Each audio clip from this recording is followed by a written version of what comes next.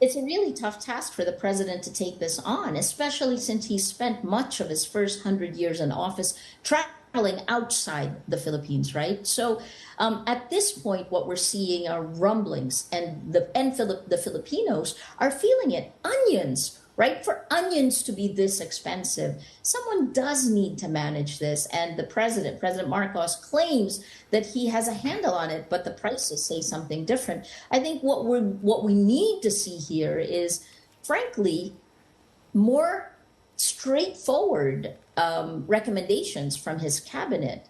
What we have seen in the past in the Philippines is a lot of silence. And in my book, I talk about how silence is complicity. Well, the Philippines actually has an opportunity here, right? And this president, President Marcos, has two things on his side. He wants to vindicate his family name, and he needs to make the economy work. So I hope he does take the right steps forward and takes the advice, quietly muted, of key advisors. Maria, how deep would you say income inequality is in the Philippines now, and how committed is the Marcos government to tackling it and narrowing the gap? Oh my gosh, Sri. I mean, like most of the countries around the world, during the pandemic lockdown, the rich got richer, the poor got poorer. There were two laws that were passed underneath the pandemic, when the global lockdown happened, and the Philippines' main tool to fight the COVID-19 was really to keep locking us down.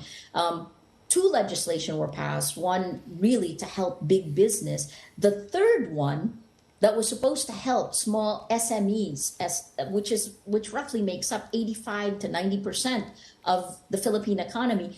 This wasn't completely passed. The ones for the social safety net, right? And there was legislation that was passed for the SMEs, but it wasn't enough. So we need to get this moving. I hope that the economic team. It's funny. This president, this Marcos, like his father, appointed competent, I'm going to put this in quotes, right? Respected economic managers. And for all of us in the Philippines, we hope that they perform and that politics takes a back seat to economics.